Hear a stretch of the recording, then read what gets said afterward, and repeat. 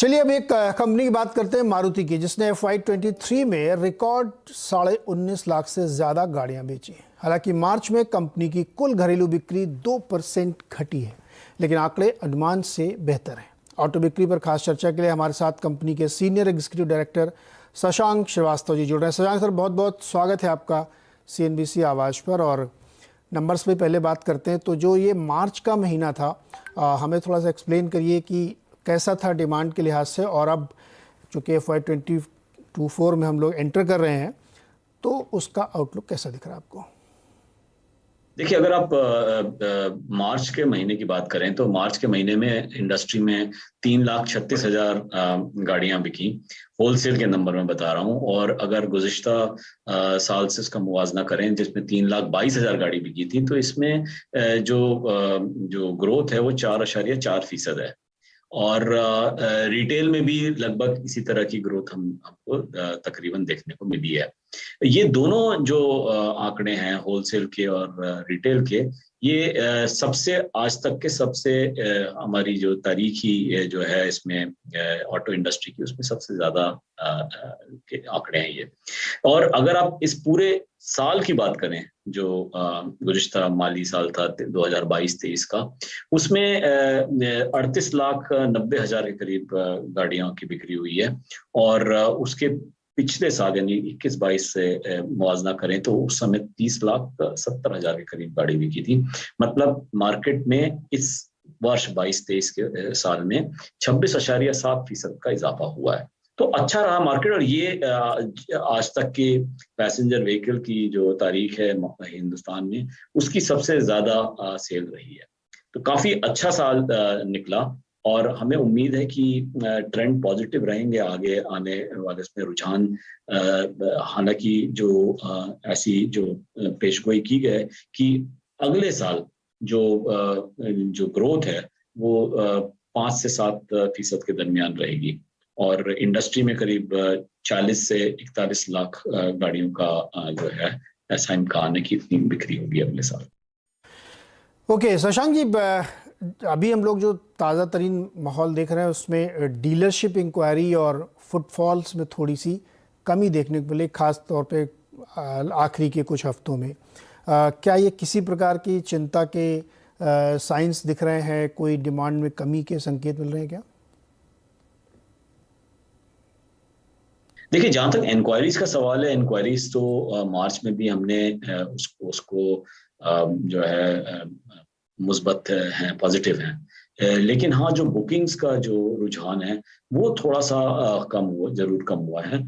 और हमारे अगर आप मारुति के जो आंकड़े हैं उनको देखें तो वहां पे थोड़ी सी जरूर ग्रोथ दिखी है। लेकिन चूंकि फ्रॉन्क्स और जिमनी के जो आंकड़े हैं वो भी उसमें शामिल है, इसीलिए ये ग्रोथ शायद मुस्बत दिख रही है। लेकिन अगर उन फ्रॉन्क्स और जिमनी के अगर जो नंबर्स हैं उनको अगर हटा दिया जाए तो ये लगभग फ्लैट सी सिचुएशन है। तो आपने बिल्कुल सही फरमाया कि अगर पिछले 2-3 हफ्ते का अगर जिक्र करें तो वहां पे ग्रोथ में थोड़ी सी डिमांड में थोड़ी सी सॉफ्टनिंग देखने को मिली है। एक बात पर और आपका तवज्जो दिलाना चाहेंगे कि ये जो डिमांड घटती हुई दिख रही है एडवांस बुकिंग में, इसका क्या वजह मानते हैं आप? क्या ब्याज दरें बढ़ रही हैं या कीमतें बढ़ गई हैं? क्या कारण है इसका? जी देखिए, कोई एक वजह नहीं है। और उतना ज्यादा मतलब डिमांड पे उतना ज्यादा फर्क भी नहीं पड़ा है अगर आप देखें तो। लेकिन जो थोड़ी सी सॉफ्टनिंग हमें नजर आ रही है उसकी बुनियादी वजह मेरे हिसाब से तो यही है कि जो इंटरेस्ट रेट्स हैं वो थोड़े से अब ऑटो के लोन रेट्स में भी इजाफा हो रहा है। जो रेपो रेट्स में हमने देखा मई से आज तक जो 250 बेसिस पॉइंट का जो इजाफा हुआ है। तो ये, और आपको पता है कि ऑटो रिटेल्स जो हमारे मुल्क में है उसका 80% हिस्सा जो है वो ऑटो लोन्स के जरिए होता है। तो यही वजह है कि लोन रेट्स में जो इंक्रीज हुए हैं उसका जरूर एक मनफी उस पर असर पड़ा होगा। लेकिन उसके साथ ही साथ ये भी है कि कुछ हाल में हमने देखी कि अनसीजनल जो रेन्स हुई हैं, जो बारिशें हुई हैं, उसकी वजह से भी जो रूरल सेंटीमेंट है उस पे एक जो मनफी असर पड़ा है। वो दोनों, ये दो वजह को मिला लें तो वही जो है उसका असर हमें इस हल्की सी सॉफ्टनिंग में दिख रहा है। अच्छा, इस वजह में एक चीज़ और मैं एक्सप्लेनेशन चाहूँगा आपसे। क्या खासतौर पे जो छोटी गाड़ियाँ हैं, हमको याद है पिछली बार भी हमने आपसे इस बात में चर्चा की थी, तो ऐसा लग रहा था कि छोटी गाड़ियों की तरफ रुझान थोड़ा लोगों का कम है। क्या ये सच्चाई है?